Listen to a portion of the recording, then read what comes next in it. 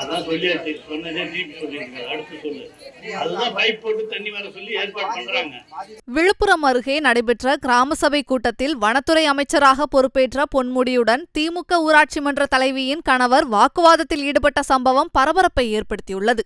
விழுப்புரம் மாவட்டம் திருக்கோவிலூர் அடுத்த புத்தூர் கிராமத்தில் காந்தி ஜெயந்தியை முன்னிட்டு சிறப்பு கிராம சபை கூட்டம் நடைபெற்றது. இந்த கூட்டத்தில் கலந்து கொண்டு பேசிய வனத்துறை அமைச்சர் பொன்முடி, கிராமங்களில் ஏதேனும் பிரச்சனை இருந்தால் தெரிவிக்குமாறு கேட்டுக்கொண்டார். அப்போது புத்தூர் திமுக ஊராட்சி மன்ற தலைவர் பூர்ணிமாவின் கணவரான அண்ணாமலை சிவராஜ், கிராமத்தில் உள்ள மேல்நிலை நீர்த்தேக்க தொட்டியில் முறையாக தண்ணீர் வரவில்லை என்றும், நீர்த்தேக்க தொட்டியின் பம்புகள் பழுதடைந்துள்ளது குறித்து புகார் தெரிவித்தும் எந்த நடவடிக்கையும் எடுக்கப்படவில்லை என தெரிவித்தார்.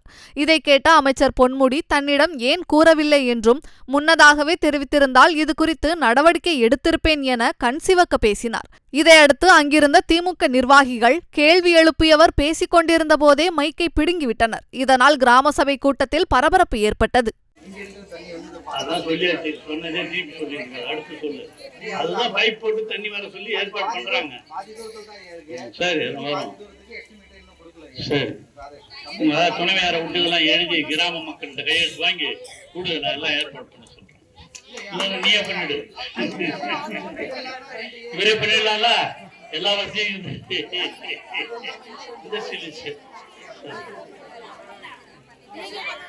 சும்மா எல்லாத்தையும் ஐயா ஐயா தண்ணி பிரச்சனை மட்டும்தான் சொல்றேன், வேற எதுவும் ஐயா. அது இல்லாம இருக்கு ஐயா. பிரச்சனை கண்டிப்பா பைப் மூலியமா கொண்டாந்து இந்த அங்க இருக்கிற 5 டேங்குக்கும் தண்ணி கொடுக்கறதுக்கு ஏற்பாடு செய்யப்படும். அதான் அவருடைய முக்கியமான கோரிக்கை. அது சொல்லியிருக்காரு, செஞ்சு கொடுப்போம். மகளிர் 3 வருஷமா போராடிட்டு இருக்க ஐயா இந்த தண்ணி பிரச்சனைக்கு. யாருமே செவி சாய்க்க மாட்டாங்க இல்லையா? என்ன சொல்லியாச்சு, அப்புறம் மறுபடியும் இல்ல. நீ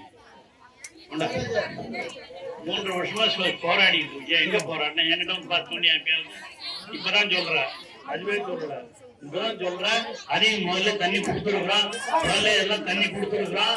இன்னும் ஒரு மாசம் 2 மாசத்துக்குள்ள இங்க எல்லா டேங்குக்கும் குடிநீர் வரும், ஆற்று தண்ணீர் வரும் என்ற உறுதியை உங்களுக்கு சொல்லிக்கொள்ள கடமை.